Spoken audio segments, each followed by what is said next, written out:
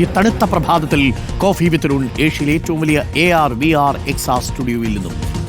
പ്രിയപ്പെട്ടവരെ, ആലപ്പുഴയിൽ നിന്നും വേദനിപ്പിക്കുന്നൊരു വാർത്ത വരുന്നു.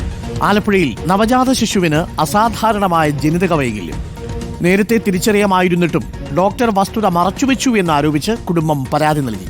ആലപ്പുഴ സൗത്ത് പോലീസ് രജിസ്റ്റർ ചെയ്ത കേസിൽ ഡോക്ടറെയും ലാബ് ടെക്നീഷ്യൻസിനെയും പ്രതി ചേർത്തു. തുടർന്ന് നടത്തിയ പരിശോധനയിൽ സ്കാനിംഗ് നടത്തിയ ലാബിൽ ഡോക്ടർ ഇല്ലായിരുന്നു എന്ന് വ്യക്തമായി.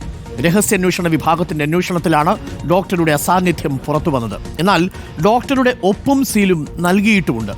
ആലപ്പുഴ വുമൺ ആൻഡ് ചിൽഡ്രൻസ് ആശുപത്രിയിലാണ് സംഭവമുണ്ടായത്.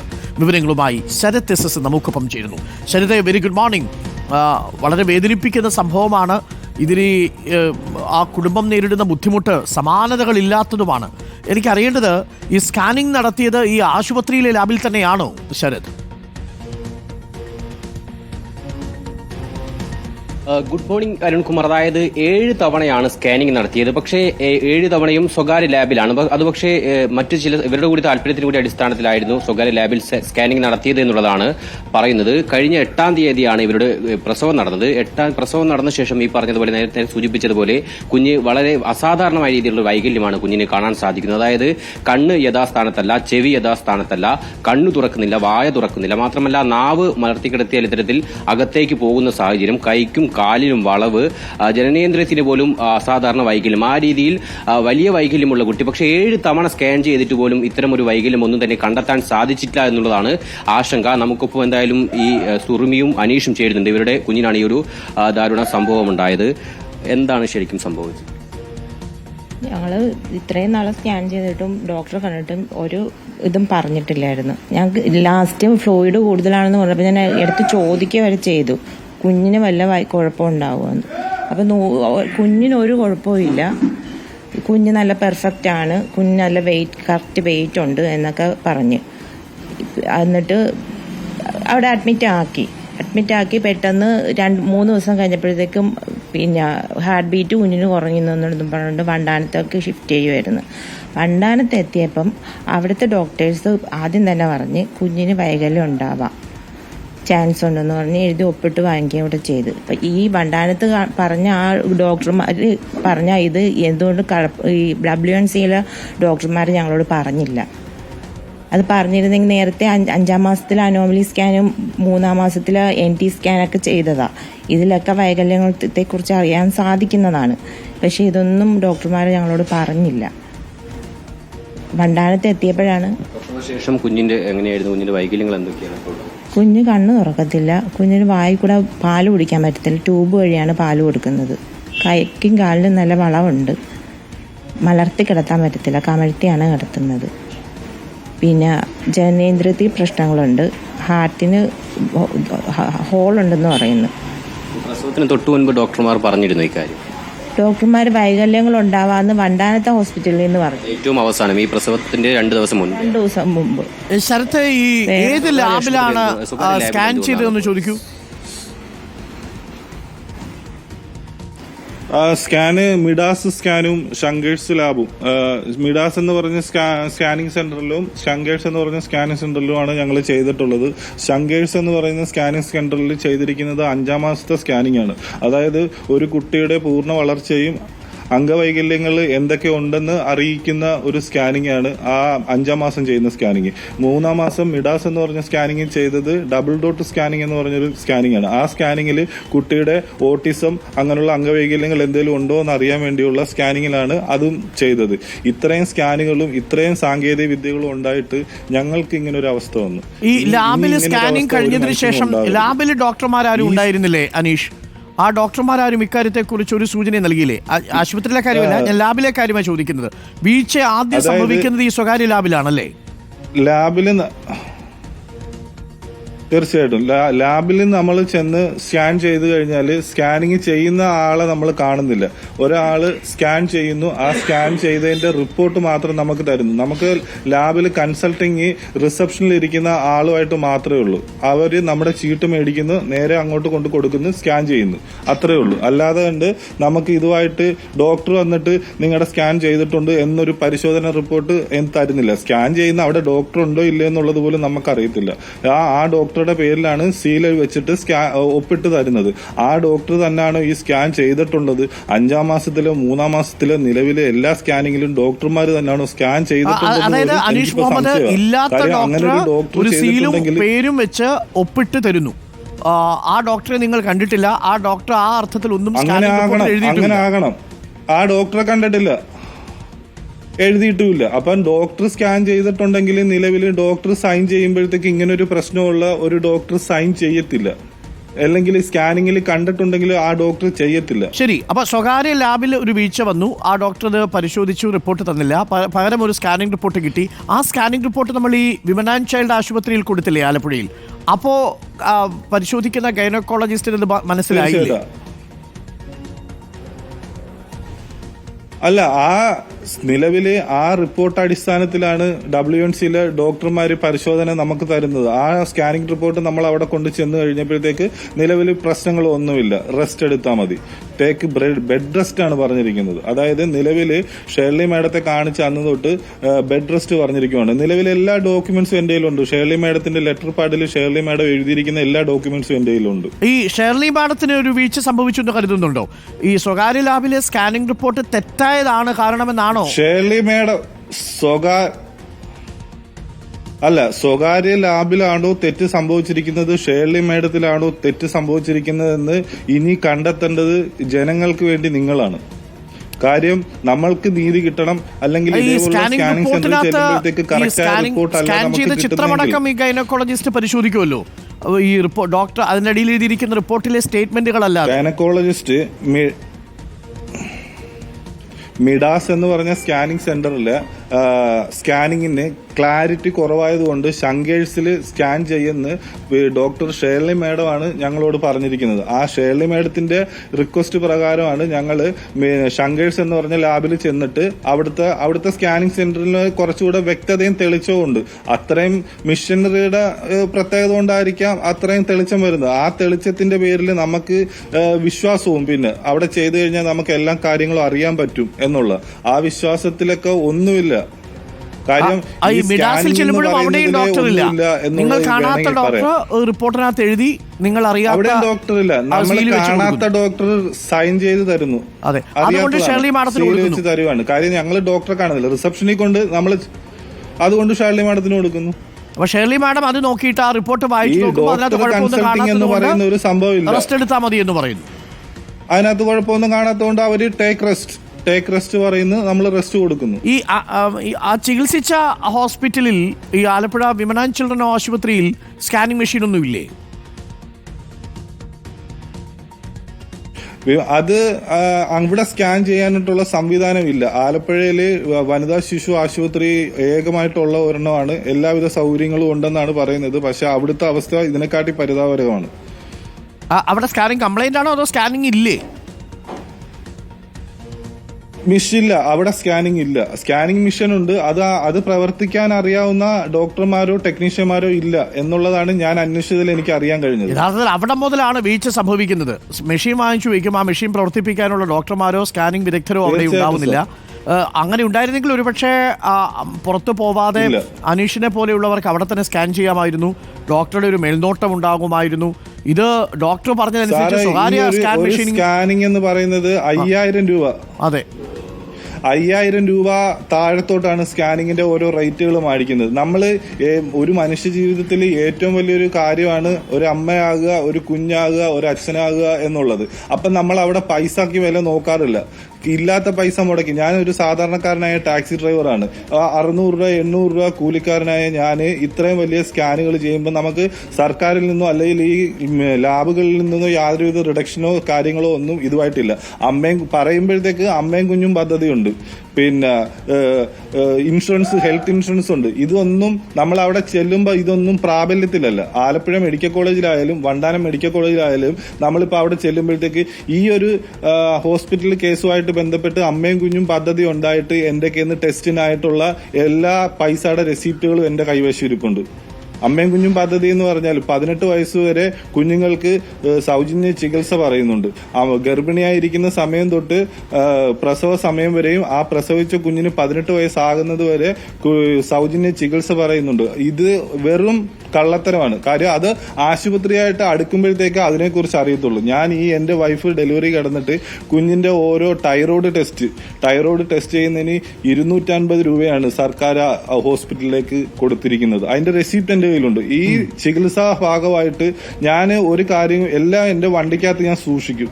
കാര്യം നമ്മൾ ഒരു മാസത്തെ കണക്ക് നോക്കുന്ന ആ ഒരു രീതിയിൽ എല്ലാം സൂക്ഷിക്കുക. ആ രീതിയിൽ സൂക്ഷിച്ചു വെച്ച എല്ലാ ചീട്ടുകളും ഉണ്ട്.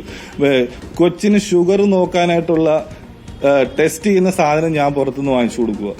എല്ലാ ദിവസവും 10 എണ്ണം വെച്ച് വാങ്ങിച്ചു കൊടുക്കും. സർക്കാർ ആശുപത്രിയിൽ ചികിത്സ സൗജന്യം എന്ന് പറഞ്ഞ പേര് അമ്മയും കുഞ്ഞും ആശുപത്രി, മരുന്ന് അമ്മയും കുഞ്ഞും ആശുപത്രിയാണ്. നമ്മള് നിസാരം 8 രൂപയേ ഉള്ളൂ. 10 എണ്ണം മേടിക്കണം. 10 രൂപ ഒരു സ്ഥലത്ത്, 10 രൂപ ഒരു സ്ഥലത്ത് 8 രൂപ. 10 എണ്ണം മേടിക്കുമ്പോൾ 100 രൂപ.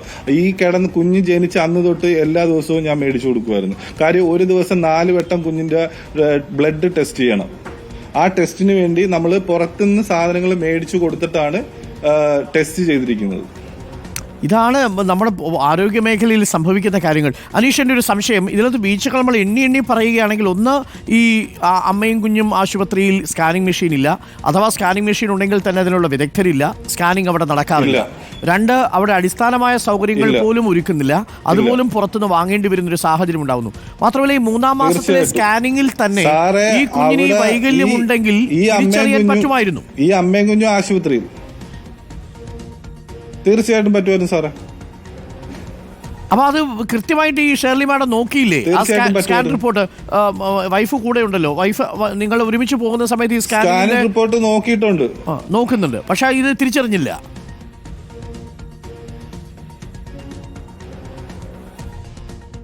തിരിച്ചറിഞ്ഞു. സാറ് ചോദിച്ചു. സാറേ, നമുക്കിപ്പം നമ്മള് ഈ MBBS പഠിച്ച 2 സ്ഥലത്തിരിക്കുന്ന ഡോക്ടർമാരാണ് നമുക്ക് ഈ സ്കാൻ ചെയ്യാനും സ്കാൻ ചെയ്തുകൊണ്ട് വന്നിട്ട് നോക്കുന്നതും.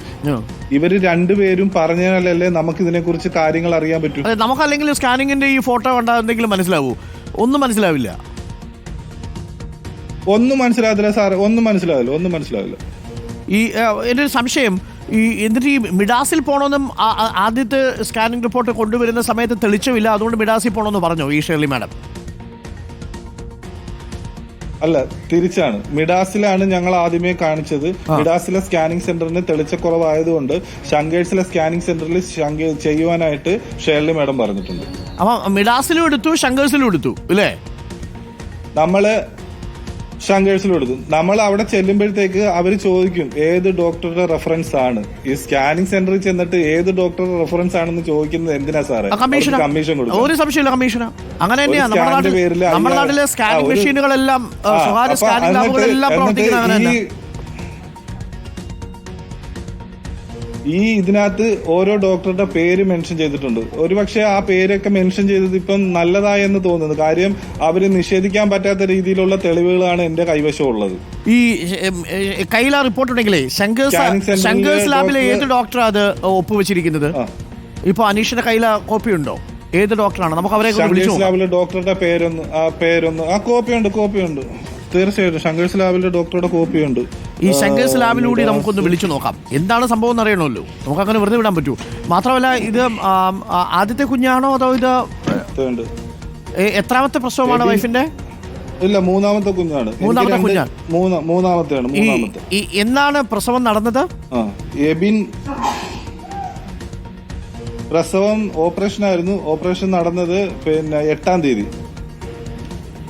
നവംബർ 8 അല്ലേ? ഈ മാസം 8-ാം തീയതി. ആ പ്രസവം വരെയും ഇങ്ങനെ ഒരു തകരാറുമുള്ളതായിട്ട് അറിയില്ല. പക്ഷേ ആലപ്പുഴ എത്തിയപ്പോ, വണ്ടാനത്തെത്തിയപ്പോ ഡോക്ടർ പറഞ്ഞു അല്ലേ? ഒന്നും പറഞ്ഞിട്ടില്ല.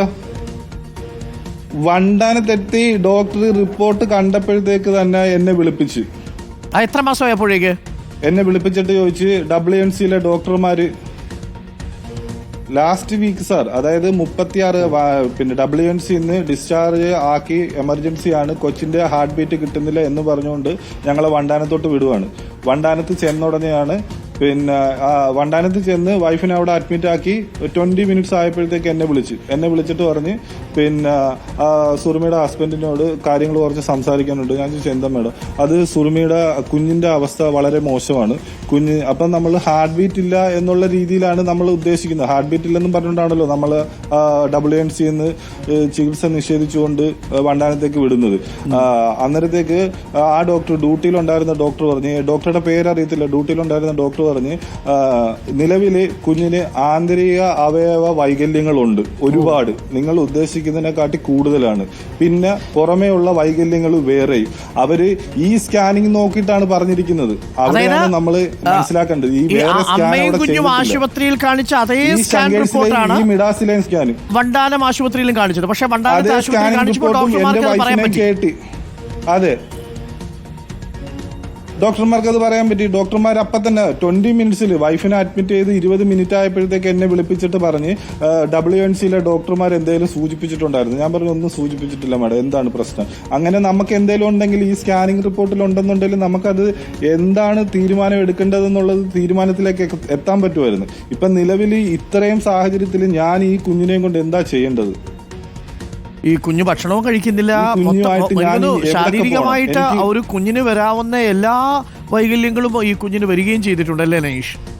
കണ്ണ്, വായ, ജനനേന്ദ്രിയത്തില്, ഹൃദയത്തില്. തീർച്ചയായിട്ടും സാറേ, നിലവിലെ വൈകല്യം എന്ന് പറഞ്ഞാൽ ജനനേന്ദ്രിയ വൈകല്യം, ഹൃദയ വൈകല്യം, കണ്ണ് വൈകല്യം, കണ്ണു ഉള്ളിലോട്ടാണ്, ശ്വാസം എടുക്കാൻ പറ്റത്തില്ല, കാലിന് വൈകല്യം, കൈക്ക് വൈകല്യം, ആന്തരികാവയവങ്ങൾ. ഈ കൊച്ചിനെ സ്കാൻ ചെയ്തു, എൻഡോസ്കോപ്പി ചെയ്തു. ഈ ജനിച്ചു 3-ാമത്തെ ദിവസം നിലവിൽ ഓക്സിജൻ കിട്ടാത്ത സാഹചര്യത്തിലാണ് ഈ കുഞ്ഞ് ICUവിൽ കിടക്കുന്നത് വണ്ടാനത്ത്. അത്രയും ഇതായിട്ട് NICUന്ന് നേരെ സ്കാനിങ് സെന്ററിൽ കൊണ്ടുപോയി. ഈ സ്കാനിങ് സെന്ററിൽ കൊണ്ടുപോകുമ്പോഴത്തേക്കും കുഞ്ഞിന് ഓക്സിജൻ വെച്ചിരിക്കുക. അവിടുന്ന് നേരെ കൊണ്ടുപോകുന്നത് എൻഡോസ്കോപ്പി ചെയ്യാൻ, കുഞ്ഞിന്റെ ആന്തരിക അവയവങ്ങളിൽ ശ്വാസകോശത്തിലെ തടസ്സം എന്താണെന്ന് അറിയാൻ വേണ്ടി. അങ്ങനെ ശ്വാസകോശത്തിലെ തടസ്സം അറിയാനായിട്ട് എൻഡോസ്കോപ്പി ചെയ്തപ്പോഴത്തേക്കാണ് ഈ വിവരങ്ങൾ അറിയുന്നത്. കുഞ്ഞിനെ മലർത്തി കിടത്താൻ പറ്റുകയില്ല.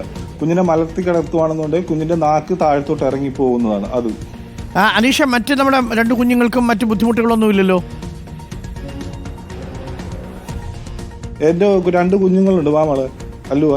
2 കുഞ്ഞുങ്ങൾ സെന്റ് ജോസഫിൽ പഠിക്കുന്നു. അവർക്ക് ഒരു പ്രശ്നവുമില്ല. ഒരാൾ 11 വയസ്സും ഒരാൾ 5 വയസ്സും. ഓക്കെ, എന്താ പറയുക, ഇത് ഈ ഡോക്ടർമാരൊക്കെ ഇങ്ങനെ തുടങ്ങിയാൽ എന്താ ചെയ്യുക? മാത്രമല്ല, ഈ നിങ്ങൾ ശരിക്കും നിസ്സഹായരായി പോകും എന്ന കാര്യത്തിൽ ഒരു തർക്കമില്ല. നമുക്കിത് ആരോഗ്യവകുപ്പ് മന്ത്രിയുടെ ശ്രദ്ധയിൽ എന്തായാലും ഇമ്മീഡിയറ്റ്ലി പെടുത്തേണ്ടതുണ്ട്. മാത്രമല്ല, നിങ്ങൾ എന്താണ് ഇനി പ്രതീക്ഷിക്കുന്നത്? ഇനി കുഞ്ഞിനെ നോക്കണമെന്നുണ്ടെങ്കിൽ ഒരു ടാക്സി ഡ്രൈവറാണ് താങ്കൾക്ക് ഒറ്റയ്ക്ക് അത് ചെയ്യാൻ കഴിയില്ല എന്ന് ഞങ്ങൾക്കറിയാം. അതേപോലെ വൈഫിനാണെങ്കിലും ശരി, കുഞ്ഞിനെ മാത്രം തുടർ ചികിത്സയ്ക്ക് നിസ്സഹായനാണ് ഞാൻ. അതെ, അല്ല, ഇത് സർക്കാർ ഏറ്റെടുക്കേണ്ടതാണ്. ഉണ്ടെങ്കിൽ അതും വണ്ടാനത്തെ ഹോസ്പിറ്റലിൽ ചെന്ന് സാർ ഇതൊന്ന് കേട്ടോ, വണ്ടാനത്തെ ഹോസ്പിറ്റലിൽ ഞാൻ ചെന്ന് അസ്ഥി വിഭാഗം കാണിക്കാൻ പറഞ്ഞു. കഴിഞ്ഞ മണ്ടയിൽ ചെന്ന് അസ്ഥി വിഭാഗം ഡോക്ടറെ കാണിക്കാൻ പറഞ്ഞു. അസ്ഥി വിഭാഗം ഡോക്ടർ കണ്ടിട്ട് പറഞ്ഞ് ഈ കുഞ്ഞിന് 14 ദിവസം തൊട്ട് ഞാൻ പ്ലാസ്റ്റർ ഇടുന്ന ഒരു ഡോക്ടറാണ്. ആ ഡോക്ടർ പറഞ്ഞു 14-ാമത്തെ ദിവസം തൊട്ട് ഞാൻ ന്യൂ ബോൺ കുഞ്ഞുങ്ങളെ പ്ലാസ്റ്റർ ഇട്ടിട്ടുണ്ട്. ഈ കുഞ്ഞിനെ ഞാൻ പ്ലാസ്റ്റർ ഇട്ട് കഴിഞ്ഞാൽ എന്താണ് ഇതിന്റെ ഇമ്പ്രൂവ്മെന്റ് ആകുമെന്ന് എനിക്ക് പറയാൻ പറ്റത്തില്ല. അതുകൊണ്ട് നിങ്ങൾ ആദ്യമേ ബാക്കിയുള്ള ട്രീറ്റ്മെന്റ് ചെയ്തിട്ട് വാ എന്നാണ് ആ ഡോക്ടർ പറഞ്ഞത്. കാര്യം ഇനി മുന്നോട്ട് പോകുകയോ ഇല്ലയോ, കാല് ശരിയായിട്ട് മുന്നോട്ട് പോകുകയോ ഇല്ലയോ എന്നുള്ളത് ആ ഡോക്ടറിന് അറിയില്ല. അതുകൊണ്ടാണ് ആ ഡോക്ടർ അങ്ങനെ പറഞ്ഞത്. കരയൊക്കെ ചെയ്യുന്നുണ്ടോ? അവർക്കിപ്പോ ഡിസ്ചാർജ് കുഞ്ഞ് കരയുന്നതിന്റെ ഒച്ച പുറത്ത് കേൾക്കത്തില്ല. 2 മണിക്കൂർ ഇടവിട്ട് നമ്മൾ പാല് പമ്പ് ചെയ്തെടുത്ത് ഫീഡ് ചെയ്ത് കൊടുക്കുവാണ്. കുഞ്ഞ് കരയുന്നത്, കുഞ്ഞിന് കരച്ച് ഉള്ളി വരും. നമുക്കൊപ്പം ടെലിഫോൺ ലൈനിലുണ്ട്. നമുക്ക് ഡോക്ടറോട് ചോദിക്കാം എന്താണ് സംഭവിച്ചത്. Doctor, good morning doctor. ഞങ്ങൾ അനീഷുമായിട്ട് സംസാരിക്കുകയായിരുന്നു. അനീഷും വൈഫും എൻ്റെ ഒപ്പം ഇപ്പം ലൈവിലുണ്ട്. എന്താണ് ഡോക്ടർ ഷെർലി അന്ന് സംഭവിച്ചത്? ആ സ്കാനിംഗ് റിപ്പോർട്ട് നമുക്ക് മനസ്സിലാക്കാൻ കഴിയാതെ പോയോ? അതിൽ ഈ വൈകല്യം ഉണ്ടാവാനുള്ള സാധ്യതയുണ്ടെന്ന്? ഹലോ, അതെ, ഞാന് കുട്ടിക്ക് നമ്മൾ 5-ാം മാസം മുതൽ ആദ്യം മുതൽ 8 ആഴ്ച മുതൽ എന്നെ കാണിക്കുന്ന കുട്ടിയാണ്. അപ്പോ 8 ആഴ്ച മുതൽ പിന്നെ 12 ആഴ്ചയിൽ നമ്മളൊരു നോർമലി സ്കാൻ ചെയ്തിട്ടുണ്ടായിരുന്നു. അതിനകത്തൊന്നും മെൻഷൻ ചെയ്തിട്ടില്ല. പിന്നെ 20 ആഴ്ചയായപ്പോൾ ചെയ്തു. അതിലും അനോമലി സ്കാനിൽ അതിലും ഒന്നും അങ്ങനെ ഒന്നും കാണിച്ചിട്ടില്ല.